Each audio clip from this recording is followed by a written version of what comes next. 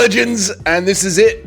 This is it. The final meeting, the final stare down, the final sit down with the group of soldiers before we go into battle together. And I don't mind saying it, yeah? I don't mind saying it at all. I don't mind being the one that's going to stand up, put his chest out, put his chin up, and say it. I'm scared, boys.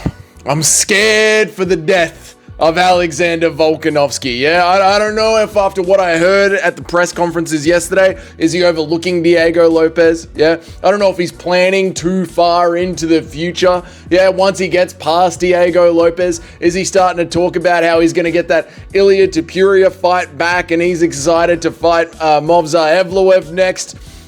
I don't know if he's taking Diego Lopez as seriously as bloody possible. Although Volk has taken his diet super serious, this is it, the do or die moment. And I can't overemphasize this enough. Greatness lies on the other side of this here, okay? Is Alexander Volkanovski, is it going to be a legitimate win if he gets his featherweight belt back? I think it will be, yes. Now, you could call me biased, you could say that I am coping, but there is something that me Uncle Chael always tells me, and that is the best guy in the world is always the guy that rocks up on the day, okay? If Ilia Topuria says that he can't make 145 anymore, and then he's done with that division, then it's an empty belt. The position is vacated, yeah? This is like saying, oh, Islam Makhachev is the best 155 pounder in the world, but is he really? Because he would struggle with Belal. Like, if Islam moves up and struggles with Belal, that means Islam's a higher level fighter. You know what I mean? Like, Ilia Topuria has now moved up. He is a 155 pound fighter now. The belt is completely vacated, right? So you've got that whole, oh, Ilya's still technically the best 145 pounder. Well, Ilia can't make it anymore. Ilia can't make it anymore. You know, if Belal could make 155, he'd be the best 155 pounder, but he can't.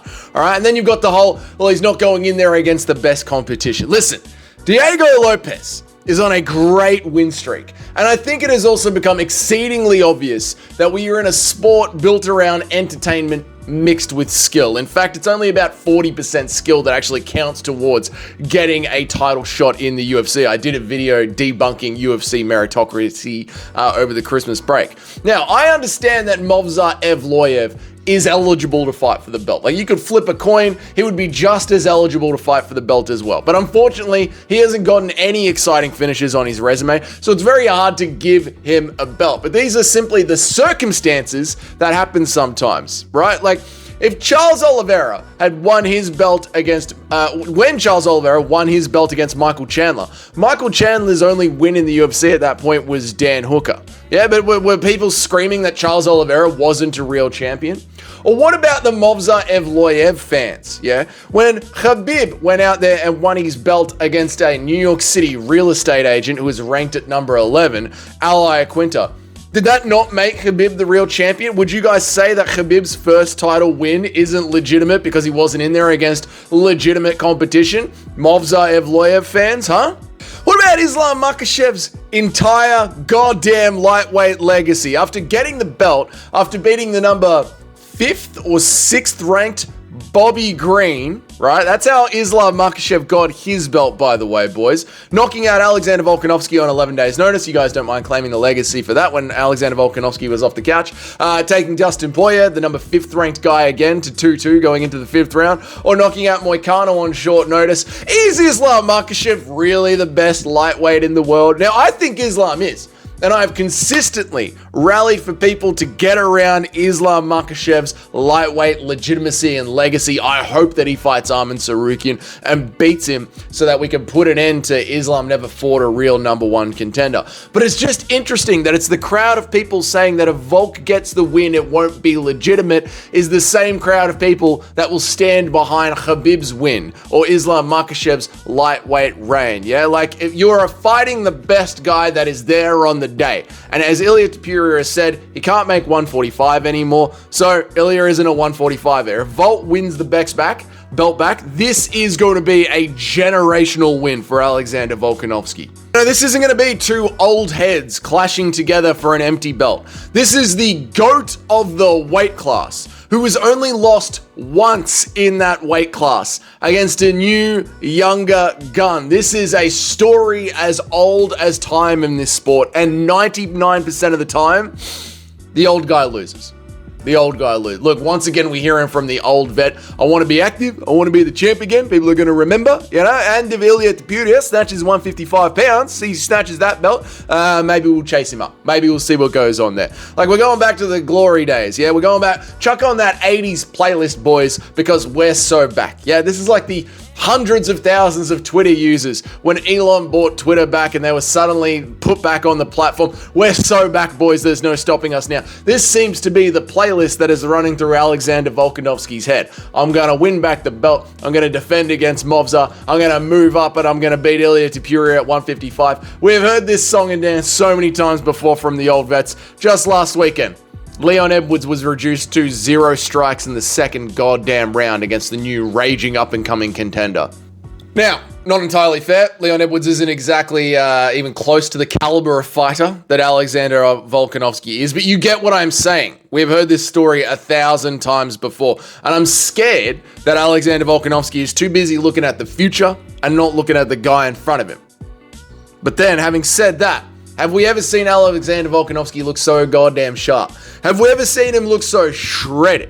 Yeah, he has actually put in the work to show how locked in he is on this particular day. Yeah, in his entire career, he has never been this ripped. He's always said he doesn't mind having a beer on the weekend. He doesn't mind having a little bit of food on the weekend. He doesn't mind having a little bit of a cheat meal. But this time, he has done an 11-week training camp. He's been training with some of the best grapplers in the world, Craig Jones. He has flown over to Thailand to get in training with some of the best Muay Thai experts in the world. And according to the post-fight, to the pre-fight press conference yesterday, to the media day, he was already on diet 5 weeks before his training camp even started. Before that, he knew that he would be fighting somebody for the belt early in the first quarter of the year, and he was bloody locked in for that, boys. He knows about the 36-year-old curse. He knows about the Nina drama curse. He knows about the 2 losses in a row, vacant belt, never won a belt curse. He knows about it all. And it seems like he has gotten his body absolutely locked in. I don't know if Alexander Volkanovski is so locked in on Diego Lopez that he has convinced himself the job is already done. Like the athletes of the great past in the 90s, the Mike Tysons, the Michael Jordans, the guys that couldn't even picture themselves losing, the absolute animals back in the day. And he's already daydreaming about everything to come afterwards. Is he so positive that he's got his heads in the cloud? I don't know, but it's given me like fucking night terrors leading up to this fight. And this is why I've been pushing so hard about how this is a legitimate win, right? If he wins this back, that puts him right back there on the GOAT list, maybe even in the top 10. Because it doesn't matter what happens after this. Doesn't matter what happens after this. This is so much. There's so much on being able to win his belt back here. Of course, every single champ is going to lose eventually, right? Eventually, Volk will lose and he will never be able to reclaim that belt. But this is the time where he can do it. The planets have aligned, you know, but one day the champ will lose. If GSP had stayed in the sport, he would have lost, right? If Mighty Mouse had stayed in the sport, he would legitimately lose eventually, Henry Cejudo. There's a reason your belt got stolen, because it was bad karma. It was a karmic stealing, mate. You stole that belt off Mighty Mouse, yeah? This is why John Jones, he's so scared to step into the cage with Tom Aspinall, because they know that every single champion has their day. That clock just keeps on ticking. But Alexander Volkanovski has already been so already counted out.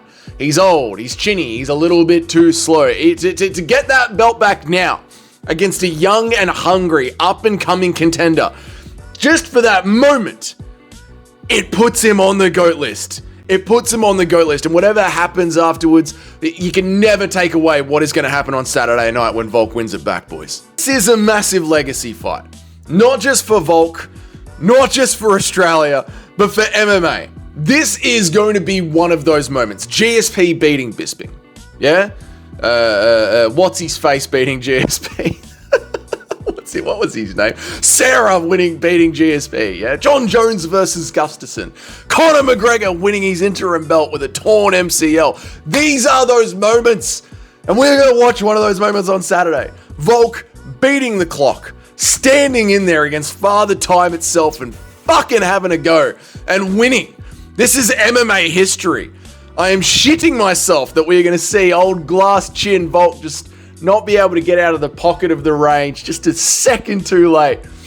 And then we just see Alexander Volkanovski snoring on the octagon. Eventually he gets woken up by Joe Rogan, and we have a new era. Not the Volk is champ era, but BJ Penn Volk. Is that too soon? What about Tito Ortiz Volk? Hey, Alex, give us your thoughts on the fight. I'm excited to get in there and get it done. No, Alex, the fight, it's over. Alex, it's over. Yeah, maybe if I get in there, move up, take back, I want to get back in there, fight Islam Makhachev next after I beat this young guy. No, Volk, you lost, it's over. But I gotta get back in, I gotta fight Elliot Deputy, I gotta get it back, it's doing me fucking head in. Oh, God. Glory or misery, boys. Glory or misery. Saturday night, I'll see you there. Let's go, Volk. This is it. There's nothing left to do except rock up. I'll be live for the entirety of UFC 314. If you want to come and watch along with me, come, pop in, say hi. I'll be live for the entire card. I'm sweating. I am so nervous for a Sunday in Australia, Saturday night, UFC 314. I will see you guys there. If you enjoyed this video and this is your first time here, g'day, welcome. My name's Dougie. I make an MMA video every day of the week, Monday through Friday. This is Friday. It's the end of the week, so that's the last one for the week. You boys have yourselves a great weekend, and I go live at least 3 times a week. If you want to know when all of that happens, hit that notification bell down there. If you're already on board with the channel and you like this video, give it a like. And if you're one of the paying members of the channel, thank you so much. I appreciate all of you guys. I'm going to try and do another meme review video, so that'll be in the back end for the members tomorrow. And that's it, boys. Have yourselves a great weekend. All the members' names are up on the next slide. See you later. Bye.